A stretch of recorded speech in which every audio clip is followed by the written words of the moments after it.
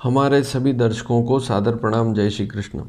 आज मैं आपको विवाह में देरी वैवाहिक समस्या के बारे में योग बताऊंगा। 2-3 ऐसे महत्वपूर्ण योग हैं।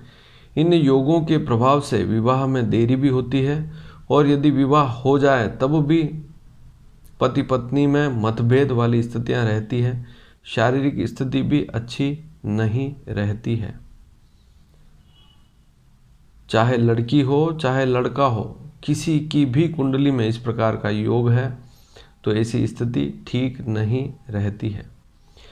2-3 योग हैं, इनको कैसे समझेंगे। सबसे पहले तो आप कुंडली को देखें। यहाँ पर एक उदाहरण स्वरूप आपको यहाँ पर एक कुंडली दिखाई दे रही होगी। इसे ध्यान से देखें। इसमें सभी भाव लिखे हुए हैं और विवाह के लिए हम देखते हैं सप्तम भाव को। सप्तम भाव में यदि पाप ग्रह नहीं है तब भी वैवाहिक समस्या कैसे बनती है, कैसे होती है, उसके बारे में कैसे समझेंगे।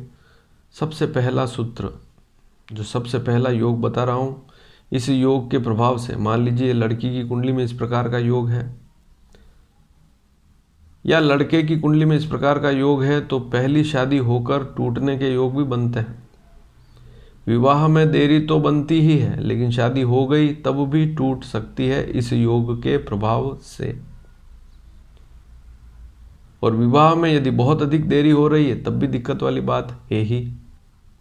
लेकिन इस योग के प्रभाव से हमने देखा है कि विवाह होकर रिश्ता टूटना, फिर दूसरा विवाह होना, ऐसी स्थितियां भी बनती है। और स्वास्थ्य की भी हानि होती है, स्वास्थ्य भी खराब रहता है। यदि लड़की की कुंडली में ऐसा योग है तो पति का स्वास्थ्य खराब रहेगा, यदि पति की कुंडली में ऐसा योग है तो पत्नी का स्वास्थ्य खराब रहेगा।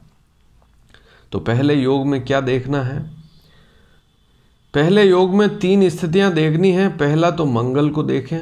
सबसे पहले मंगल को देखें। मंगल कुंडली में 12वें भाव में बैठा हो।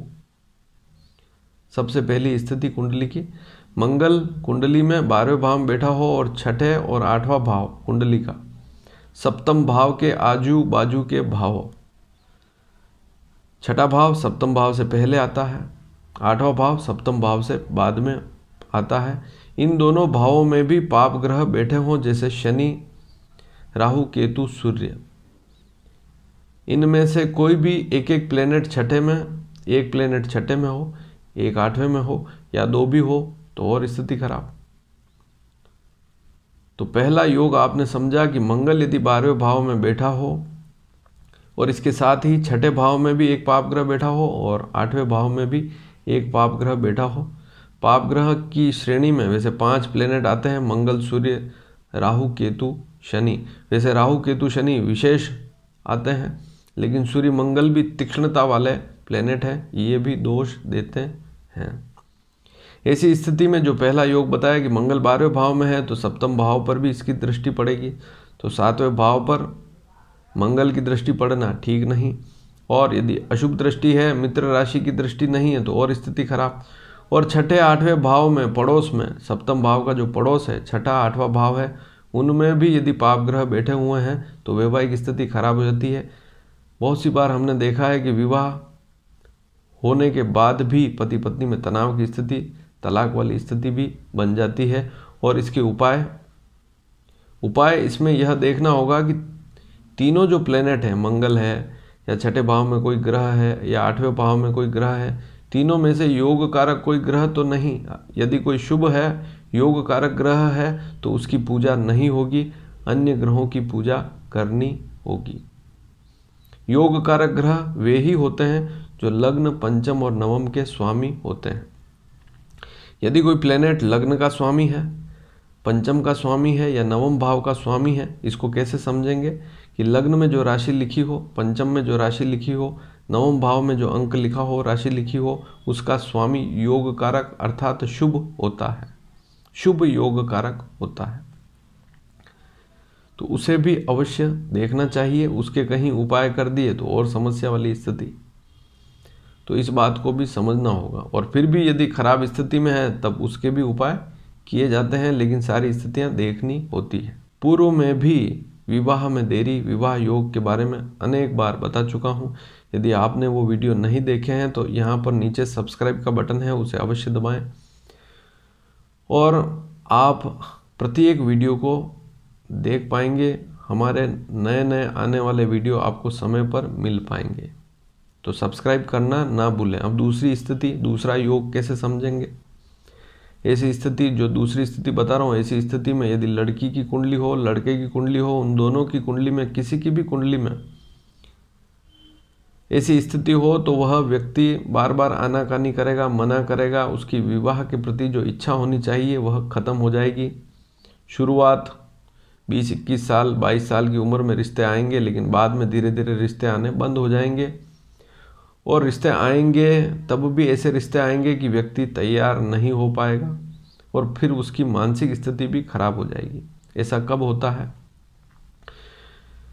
यदि कुंडली में लग्न में शनि बैठा हो और शत्रु राशि पर हो, विशेषकर सूर्य की राशि हो, गुरु की राशि हो, मंगल की राशि हो, चंद्रमा की राशि हो, इन राशियों पर शनि यदि लग्न में बैठा हो, जैसे 4, 5, 1, 8, 9, 12, इन अंकों पर, इन राशियों पर लग्न में शनि बैठा हो और 12वें भाव में और दूसरे भाव में भी कोई पाप ग्रह हो, जैसे सूर्य, मंगल, राहु, केतु में से कोई प्लेनेट बैठा हो, तो व्यक्ति की मानसिक स्थिति खराब हो जाती है, विवाह के लिए तैयार नहीं होता है।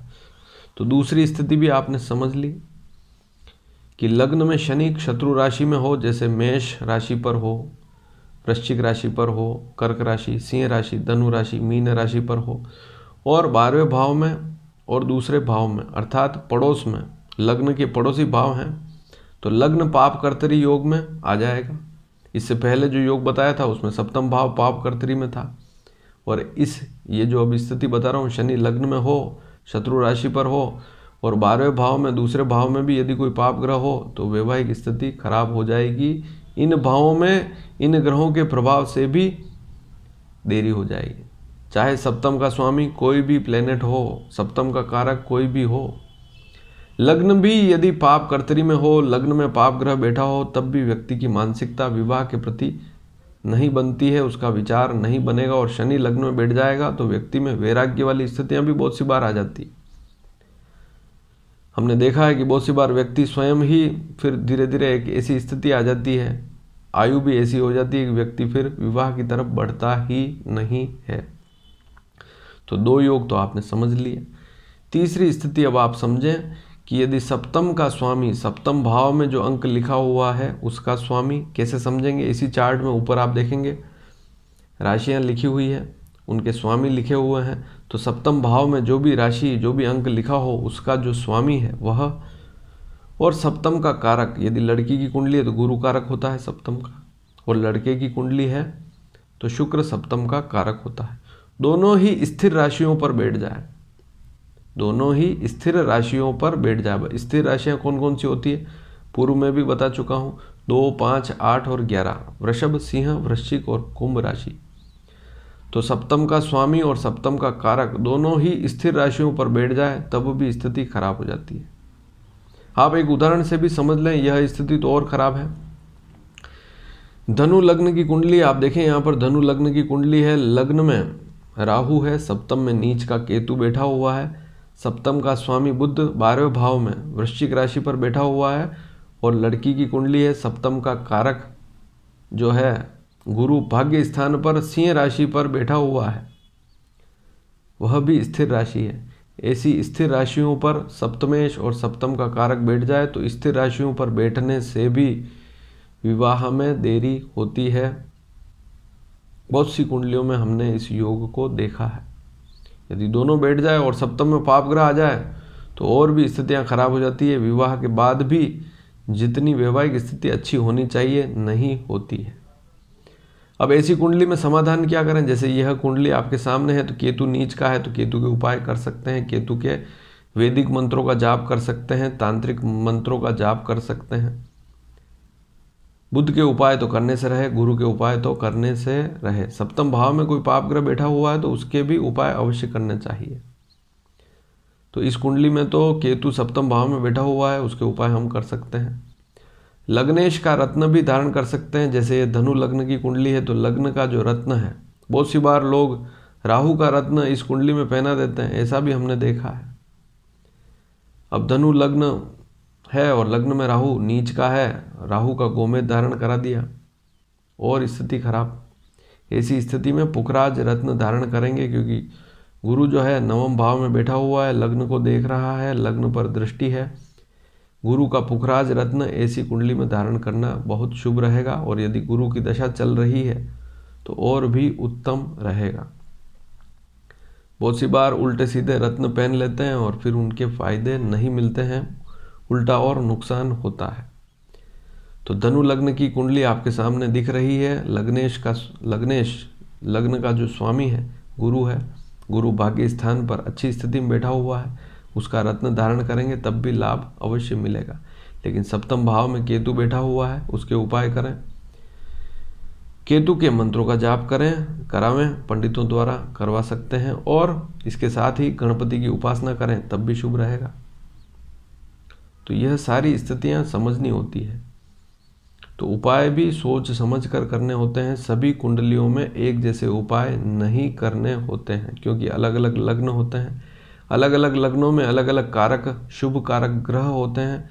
कहीं उनके उल्टे सीधे जाप कर लिए तो और नुकसान। तो जिन ग्रहों से परेशानी हो रही है उन ग्रहों के जाप किए जाएंगे, और जो ग्रह बल देने लायक हैं उनको बल देना, उनके रत्न धारण करना शुभ रहता है। तो आज आपने 3 योग समझे।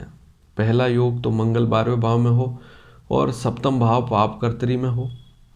सप्तम भाव में कोई ग्रह नहीं है, लेकिन छठे 8वें भाव में पाप ग्रह है।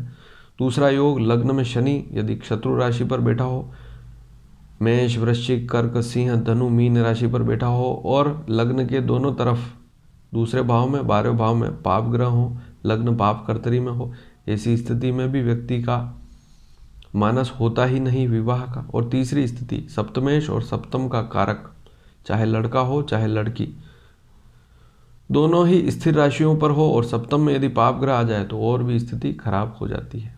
यह वीडियो आपको कैसा लगा?